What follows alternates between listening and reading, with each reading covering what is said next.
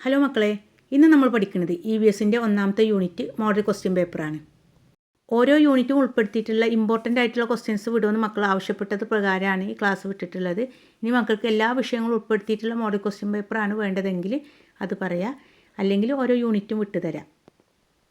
Paper 1, paper 2 ഒരുപാട് model question paper നൽകിയിട്ടുണ്ട്. Paper 2-ൽ മാത്സിൻ്റെ ട്രിക്കുകളൊക്കെ ഉപയോഗിച്ചിട്ട് നൽകിയിട്ടുണ്ട്. മക്കൾ മുഴുവനായിട്ട് കാണുക, നന്നായിട്ട് പഠിക്കുക. ഫസ്റ്റ് ക്വസ്റ്റ്യൻ, താഴെ പറയുന്നവയിൽ പരിസ്ഥിതി സംരക്ഷണ പ്രവർത്തനങ്ങളിൽ പെടാത്ത പ്രസ്താവന ഏത്? 1. തരിശുഭൂമികൾ കൃഷിസ്ഥലമാക്കുന്നു. 2. ഉപയോഗശൂന്യമായ പ്ലാസ്റ്റിക് വസ്തുക്കൾ പുനഃചംക്രമണത്തിന് വിധേയമാക്കുന്നു. 3. മഴവെള്ള സംഭരണികൾ നിർമ്മിക്കുന്നു. 4. പായൽ നിറഞ്ഞ കുളങ്ങൾ മണ്ണിട്ട് മൂടുന്നു. ആൻസർ ഡി ആണ്.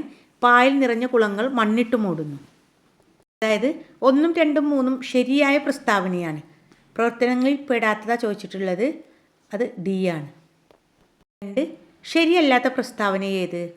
ഇവിടെ അതുപോലെ ശരിയല്ലാത്ത ചോദിച്ചിട്ടുള്ളത്. മക്കൾ ചോദ്യം ശരിക്കും വായിക്കണം കേട്ടോ. ജീവിയ ഘടകങ്ങൾക്ക് വളരാൻ അജീവിയ ഘടകങ്ങൾ ആവശ്യമാണ്. ജീവനുള്ളവയ്ക്ക് വളരാൻ കഴിയും. ജീവനുള്ളവയ്ക്ക് ശ്വസിക്കാൻ കഴിയും. ഇതെല്ലാം ശരിയാണ്. ഡിയോ, ജീവനുള്ളവ ജീവനില്ലാത്തവയെ ആശ്രയിക്കുന്നില്ല. ഇതാണ് തെറ്റ്. ആൻസർ ഡി ആണ്. 3. ശരിയായ പ്രസ്താവന ഏത്? 1. തവളയ്ക്ക് കരയിലും ജീവിക്കാൻ കഴിയും. 2. തവള മുട്ടയിടുന്ന ജീവിയാണ്. 3. തവളയ്ക്ക് ചെവിക്കുടയുണ്ട്. 4. തവളയുടെ പിൻകാലുകൾക്ക് നീളം കൂടുതലാണ്. 1, 2, 4 ശരിയാണ്. 3 ശരിയല്ല. തവളയ്ക്ക്, അതായത് വെള്ളത്തിൽ ജീവിക്കാൻ കഴിയുന്ന ജീവികൾക്ക് ചെവിക്കുട ഉണ്ടാവില്ല. ആൻസർ ഓപ്ഷൻ സി ആണ്. 1, 2, 4 ശരിയാണ്. 4. ശരിയായ പ്രസ്താവന ഏത്? ആമയും തവളയും മുതലയും ഉഭയജീവികളാണ്. 2. തവള ഒരു ഉഭയജീവിയാണ്. ആമ ഒരു ഉഭയജീവിയാണ്. മുതല ഒരു ഉഭയജീവിയാണ്. ഇതിലേതാണ് ആൻസർ? 2 ആണ് ആൻസർ. തവള ഒരു ഉഭയജീവിയാണ്. തവള, സലമാൻഡർ, സിസിലീനുകൾ, ന്യൂട്ടുകൾ ഇവയൊക്കെയാണ് ഉഭയജീവികൾ. ആമ, മുതല ഉഭയജീവികളല്ല. ഉഭയജീവികൾ എന്നാൽ വെള്ളത്തിലും കരയിലും ജീവിതചക്രം പൂർത്തിയാക്കുന്ന ജീവികൾക്കാണ് ഉഭയജീവികൾ എന്ന് പറയാം. അതായത് കരയിലും വെള്ളത്തിലും അവയ്ക്ക് ശ്വസിക്കാൻ കഴിയും. ആമ, മുതല എന്നീ ജീവികൾക്ക് വെള്ളത്തിൽ ശ്വസിക്കാൻ കഴിയില്ല കേട്ടോ. Answer option B. താഴെ പറയുന്നവയിൽ അജീവിയ ഘടകങ്ങളുടെ കൂട്ടമേത്? എ. പുല്ല്. ഫസ്റ്റ് പുല്ല് നൽകിയിട്ടുള്ളത് ജീവീയ ഘടകമാണ്. മണ്ണിര ജീവീയ ഘടകമാണ്. ഇവിടെ ഡി ആണ് ആൻസർ. സൂര്യപ്രകാശം, പാറ, മണ്ണ്, ജലം. ഓപ്ഷൻ സി ആണ്. ഡി മാത്രം ശരിയാണ്. 6. വെള്ളത്തിൽ മുങ്ങിയിരിക്കുന്ന തവളകൾ ശ്വസിക്കുന്നത്? ആൻസർ ഡി, ത്വക്ക് വഴി. 7. ജീവികളെ അവയുടെ ആവാസവുമായി ബന്ധിപ്പിക്കുക? പെൻഗ്വിൻ. ഡി, ധ്രുവപ്രദേശം. ഒട്ടകം. സി, മരുഭൂമി. പുള്ളിമാൻ. എ, വനം. തിമിംഗലം. ബി, സമുദ്രം. Answer B. 8. ആമക്ക് അതിൻ്റെ വാസസ്ഥലത്ത് ജീവിക്കുന്നതിന് ആവശ്യമായ പ്രത്യേകതകൾ എന്തെല്ലാം? എ, കട്ടിയുള്ള തോട്. ബി, തുഴ പോലുള്ള കാലുകൾ. സി, തോടിനുള്ളിലേക്ക് വലിക്കാവുന്ന തല. ഡി, തോണിയുടേത് പോലുള്ള ശരീരാകൃതി. ആൻസർ ബി ആണ്. എ, ബി, സി ശരിയാണ്. 9. ഏറ്റവും വലിപ്പം കൂടിയ തവള? ആൻസർ ബി, ഗോലിയാത്ത് തവള. 10. താഴെ പറയുന്നവയിൽ ജലസസ്യമേത്? ആമ്പൽ, അസോള, മഷിത്തണ്ട് ചെടി, ഇത്തിൽക്കണ്ണി. ഇതിൽ എയും ബിയും ശരിയാണ്. Answer D. 11. ആവാസ വ്യവസ്ഥകൾ സംരക്ഷിക്കപ്പെടേണ്ടതല്ലേ? മനുഷ്യൻ്റെ എന്തെല്ലാം പ്രവർത്തനങ്ങളാണ് ഇവയുടെ നാശത്തിന് കാരണമാകുന്നത്?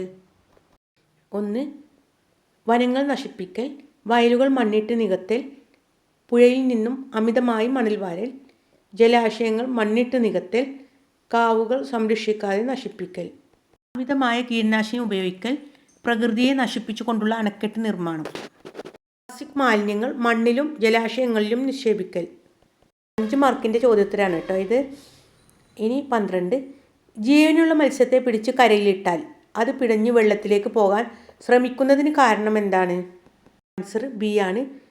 ജലത്തിലുള്ള വായു മാത്രമേ ശ്വസിക്കാൻ കഴിയൂ എന്നതുകൊണ്ട്. 13. പ്രസ്താവന 1. മരുരൂഹങ്ങളുടെ ഇലകൾ മുള്ളുകളായി മാറിയിരിക്കുന്നു. പ്രസ്താവന 2 മുള്ളുകൾ ജലബാഷ്പീകരണം കുറയ്ക്കാൻ സഹായിക്കുന്നു. ഇത് രണ്ടും ശരിയാണല്ലേ? ഓപ്ഷൻ എ ആണ്. 2 പ്രസ്താവനകളും ശരിയാണ്. 14 താഴെ കൊടുത്ത പ്രസ്താവനകളിൽ തവളകളുമായി യോജിക്കാത്തത് ഏത്? 2 ആവാസ വ്യവസ്ഥകളിലും ജീവിക്കാൻ കഴിയും. അതായത് കരയിലും വെള്ളത്തിലും ജീവിക്കാൻ കഴിയും. പാമ്പുകളുടെ ആഹാരമാണ്. മുട്ടയിടുന്ന ജീവിയാണ്. ഇത് 3 ശരിയാണ്. ഡി തെറ്റാണ്. അതിന് 2 ചെവിക്കുടയുണ്ട്. Answer option D. 15 പ്രസ്താവന 1 പെൻഗ്വിനുകൾക്ക് കട്ടിയുള്ള കൊഴുപ്പ് പാളിയുണ്ട്. പ്രസ്താവന 2 അതിശൈത്യത്തിൽ ശരീരചൂട് നിലനിർത്താനാണ് ഇത് സഹായിക്കുന്നത്. ആൻസർ ഓപ്ഷൻ എ ആണ്. 2 പ്രസ്താവനകളും ശരിയാണ്. 16 വയൽ നികത്തിയാൽ സംഭവിക്കാൻ സാധ്യതയില്ലാത്തത് എന്ത്? കൃഷി ഉൽപ്പാദനം വർദ്ധിപ്പിക്കും. ഇതാണ് ആൻസർ അല്ലേ? സാധ്യതയില്ലാത്ത ചോദിച്ചിട്ടുള്ളത്. ഇനി ബി വായിക്കുക. ജലലഭ്യത കുറയും, അത് സംഭവിക്കുന്നതാണ്. ജീവികൾക്ക് താമസ സൗകര്യം നഷ്ടമാകും, അതും സംഭവിക്കും. മറ്റു സംസ്ഥാനങ്ങളിൽ നിന്നും കാർഷികോൽപ്പന്നങ്ങൾ കൂടുതലായി ഇറക്കുമതി ചെയ്യേണ്ടി വരും, അതും ശരിയാണ്. ആൻസർ എ ആണ് കേട്ടോ. 17 മനുഷ്യൻ പരിസ്ഥിതിയെ സ്നേഹിക്കുന്നു എന്ന പ്രസ്താവനയുമായി യോജിക്കാത്തത് ഏതാണ്? എ അജൈവ മാലിന്യങ്ങൾ ഹരിത കർമ്മസേനയ്ക്ക് കൈമാറുന്നു. ഭക്ഷണാവശിഷ്ടങ്ങൾ ജൈവവളമാക്കുന്നു. കരിയിലകൾ കത്തിക്കുന്നു. പാഴ്വസ്തുക്കൾ ഉപയോഗിച്ച് അലങ്കാര വസ്തുക്കൾ നിർമ്മിക്കുന്നു. ആൻസർ സി ആണ്. കരിയിലകൾ കത്തിക്കുന്നു. ഇത് വായു മലിനീകരണത്തിന് കാരണമാകും കേട്ടോ. 18 തെറ്റായ ജോഡി കണ്ടെത്തുക. മണ്ണ് ജലം, താമര ആമ്പൽ, ആമ തവള, ഉരുൾപൊട്ടൽ ഭൂകമ്പം. ആൻസർ സി ആണ്. ആമ തവള. 19 ജലം സംഭരിക്കാൻ സഹായിക്കുന്ന മരുരൂഹങ്ങളുടെ ഭാഗം ഏതാണ്? ആൻസർ സി കട്ടിയുള്ള തണ്ട്. 20 പ്രസ്താവന 1 ജലസസ്യങ്ങളുടെ തണ്ടുകളിൽ വായു നിറച്ച ഭാഗങ്ങൾ കാണപ്പെടുന്നു. പ്രസ്താവന 2 ജലത്തിൽ പൊങ്ങിക്കിടക്കാനും വാതക വിനിമയം എളുപ്പമാക്കാനും വായു അറകൾ സഹായിക്കുന്നു. ഇത് 2 പ്രസ്താവനകളും ശരിയാണ്. Answer option A. 21 പ്രസ്താവന 1 നദികളുടെ സ്വാഭാവിക പ്രവാഹത്തിൽ മനുഷ്യൻ നടത്തുന്ന ഇടപെടൽ ദുരന്ത സാധ്യത വർദ്ധിപ്പിക്കുന്നു. പ്രസ്താവന 2 അണക്കെട്ടുകളും തീരനിർമ്മാണങ്ങളും നദീജലപ്രവാഹത്തെ ഗതി മാറ്റുന്നു. ഇതും അതുപോലെ 2 പ്രസ്താവനകളും ശരിയാണ്. 22 പ്രസ്താവന 1 മരുരൂഹങ്ങളുടെ വേരുകൾ വളരെ ആഴത്തിൽ വളരുന്നു. പ്രസ്താവന 2 മണ്ണിനടിയിലെ ജലം ആഗിരണം ചെയ്യാനാണ് ഇത് സഹായിക്കുന്നത്. Answer option A. 2 പ്രസ്താവനകളും ശരിയാണ്. ഒന്നാമത്തെ പ്രസ്താവനയുടെ ശരിയായ വിശദീകരണമാണ് രണ്ടാമത്തെ പ്രസ്താവന. 3 താഴെ കൊടുത്ത പ്രസ്താവനകളിൽ പരുന്തിൻ്റെ അനുകൂലനം ഏത്? നല്ല കാഴ്ചശക്തി, കൂർത്ത നഖങ്ങളോട് കൂടിയ കാലുകൾ, കൂർത്തു വളഞ്ഞ ചുണ്ടുകൾ. Answer option D. 24 താഴെ തന്നിരിക്കുന്നവയിൽ താറാവിനെ സംബന്ധിച്ച് ശരിയല്ലാത്ത പ്രസ്താവന ഏത്? സി ആണ്. ഉരസ്സിലെ ശൽക്കങ്ങൾ. 25 താഴെ കൊടുത്തിരിക്കുന്നവയിൽ ശരിയല്ലാത്ത പ്രസ്താവന ഏത്?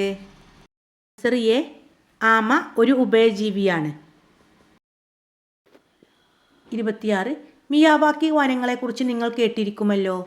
മിയാവാക്കി വനങ്ങളെ സംബന്ധിച്ച് ശരിയല്ലാത്ത പ്രസ്താവനകൾ ഏവ? ആൻസർ ഡി ആണ്. പ്രകൃതിദത്ത ആവാസ വ്യവസ്ഥയാണ്. 27 ജലസസ്യങ്ങളെ സംബന്ധിച്ച് തെറ്റായ പ്രസ്താവന ഏത്? ആൻസർ ഡി ആണ്. വലിയ ആഴത്തിൽ പോകുന്ന വേരുകളുണ്ട്. ഇത് മരുരൂഹങ്ങളുടെ പ്രത്യേകതയാണ്. 28 മനുഷ്യൻ്റെ ഇടപെടലുകൾ ആവാസ വ്യവസ്ഥകളെ തകർക്കുന്നു എന്ന പ്രസ്താവനയോട് നിങ്ങൾ യോജിക്കുന്നുണ്ടോ? ഇത് 5 മാർക്കിൻ്റെ ക്വസ്റ്റ്യനാണ്. അതിൽ എ ക്വസ്റ്റ്യന് ആവാസ വ്യവസ്ഥകളെ നശിപ്പിക്കുന്ന മനുഷ്യൻ്റെ ഇടപെടലുകൾ എഴുതുക. ഇതിൻ്റെ ആൻസർ നേരത്തെ പറഞ്ഞിട്ടുണ്ടല്ലോ അല്ലേ, വനനശീകരണം. അത് ഇതിൽ എഴുതിയാൽ മതി കേട്ടോ. ഇനി ബി ആവാസ വ്യവസ്ഥകളെ സംരക്ഷിക്കാൻ നമുക്ക് എന്തൊക്കെ ചെയ്യാൻ കഴിയും? മാലിന്യങ്ങൾ ശരിയായ രീതിയിൽ സംസ്കരിക്കുകയും വെള്ളം സംരക്ഷിക്കുകയും ചെയ്യുക. മരങ്ങൾ നടുക, പൂന്തോട്ടം ഉണ്ടാക്കുക, പ്ലാസ്റ്റിക് ഉപയോഗം കുറയ്ക്കുക, പരിസ്ഥിതി ശുചീകരണം ഒരു ശീലമാക്കുക.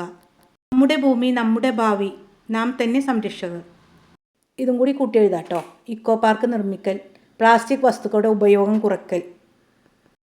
29 താഴെ തന്നിരിക്കുന്നവയിൽ ശരിയായ പ്രസ്താവന ഏത്?